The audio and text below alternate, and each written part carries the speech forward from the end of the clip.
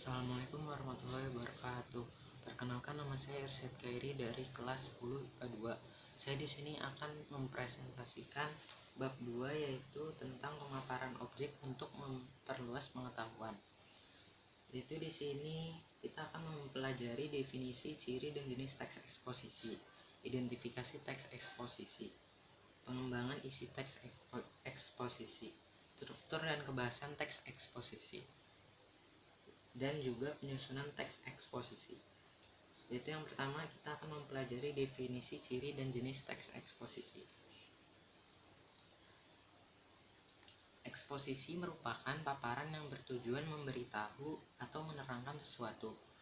Menurut Kamus Besar Bahasa Indonesia, eksposisi berarti uraian atau paparan yang bertujuan menjelaskan maksud dan tujuan dalam karangan. Menurut Guernskeraf atau ahli bahasa, eksposisi atau pemaparan adalah salah satu jenis teks atau keterampilan bahasa secara efektif yang berusaha untuk menerangkan dan menguraikan suatu pokok pikiran. Ciri-ciri teks eksposisi. Yang pertama itu penjelasan persoalan secara objektif. Tidak ada unsur subjektif dan emosional. Dan gaya penulisan informatif, dan juga teks memuat fakta. Eksposisi dibagi menjadi berbagai macam. Ada eksposisi definisi. Eksposisi definisi menjelaskan topik tertentu secara definitif, yaitu memberi penjelasan dengan batasan makna. Ada juga eksposisi ilustrasi. Eksposisi ini bertujuan untuk memberikan gambaran atas suatu ide nyata agar pembaca dapat memahami dengan baik. Ada juga eksposisi perbandingan atau pertentangan. Eksposisi perbandingan yaitu membandingkan antara satu dengan yang lain menjadi ciri dari teks eksposisi ini. Eksposisi pertentangan, eksposisi ini berisi topik yang dijelaskan dari sisi kontradiksi yang biasanya berhubungan dengan topik yang lain.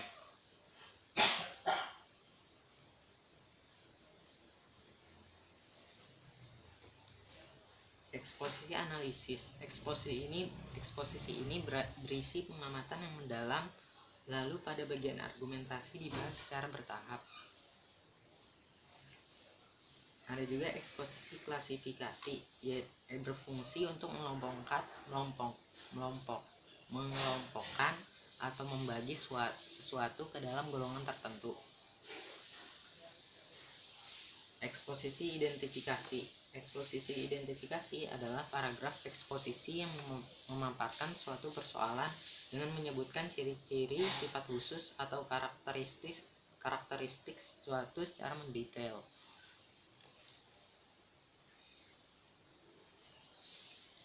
Identifikasi teks eksposisi.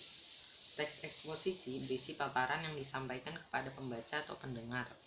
Salah satu cara menyampaikan paparan kepada pendengar adalah dengan cara berpidato. Dalam naskah pidato terdapat paparan yang berupa argumentasi dan rekomendasi.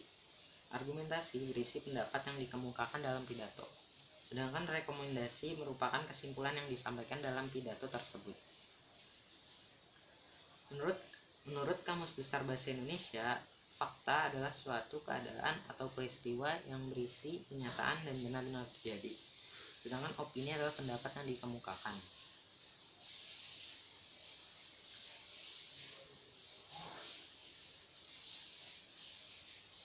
C. Pengembangan isi teks eksposisi. Melengkapi tesis dengan argumen. Apa itu tesis? Tesis itu adalah bagian pembuka teks eksposisi. Tesis berisi pernyataan pendapat. Pendapat dalam tesis merupakan gagasan pokok dari suatu teks eksposisi. Gagasan pokok tersebut dapat dikembangkan dengan beberapa argumen penjelas.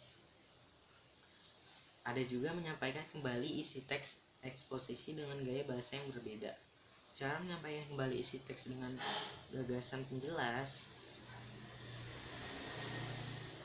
Cara menyampaikan kembali isi teks dengan membuat gagasan penjelas dari setiap kalimat utama yang terdapat pada teks eksposisi. Tetap perhatikan isi dari teks eksposisi tersebut.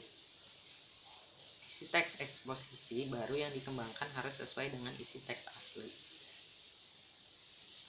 D. Struktur dan kebahasan teks eksposisi. Struktur teks eksposisi. Struktur teks eksposisi. 1. Pernyataan pendapat atau tesis. Bagian ini berada pada bagian awal teks yang berisi topik yang diangkat oleh penulis. Selain itu, opini dari penulis juga termasuk di dalamnya. Opini ini membuat membaca untuk memastikan diri apakah pro ataupun kontra. 2. Argumentasi. Setelah topik diangkat melalui opini, bagian selanjutnya ialah bagaimana opini tersebut didukung dengan argumentasi berdasarkan data dan fakta yang kuat serta sistematis. Semakin ilmiah data yang diberikan dengan penjelasan yang runtun, semakin baik kualitas dari tulisan. Karena itu, bagian ini pada umumnya lebih dari satu paragraf. Sebab selain data dan fakta, beberapa jenis teks eksposisi memberikan penyajian contoh beserta alasan. 3. Penegasan ulang. Bagian ini berada pada paragraf akhir sehingga disebut juga sebagai penutup atau kesimpulan. Tesis disebutkan, tetapi biasanya tidak secara langsung, yaitu dengan menggunakan kata rujukan, seperti pada akhirnya persoalan tersebut masih menjadi perdebatan. Kata tersebut merujuk apa yang diangkat pada bagian tesis.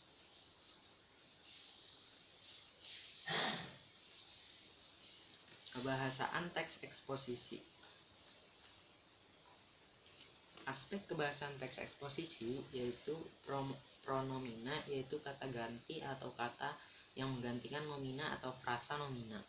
Pertama, pronomina persona atau kata ganti orang, contoh seperti ia, dia, anda, kami, mereka, dan yang lainnya. Kedua, pronomina non persona atau kata ganti bukan orang, contohnya ini, itu, sini, di situ, sana, apa, di mana. 2. Kata leksikal, yaitu terdiri dari nomina atau kata benda, contohnya gambar, rumah, meja, verba atau kata kerja, contoh berlari, buku, makna, terbang, dan yang lainnya. Adjektiva atau kata sifat, contohnya lebar, halus, kecil, besar, dan yang lainnya.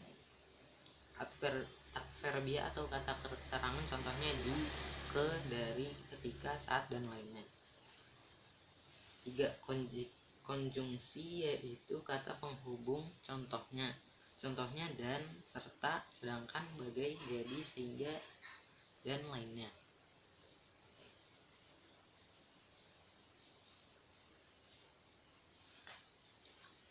Langkah penyusunan teks eksposisi. Yang pertama, kita harus menentukan topik terlebih dahulu. Dan yang kedua, kita menentukan tujuan penulisan. Ketiga, kita harus membuat kerangka teks. Keempat, mengembangkan gagasan pokok dan gagasan penjelas. Dan kelima, kita harus menuliskan teks eksposisi secara padu.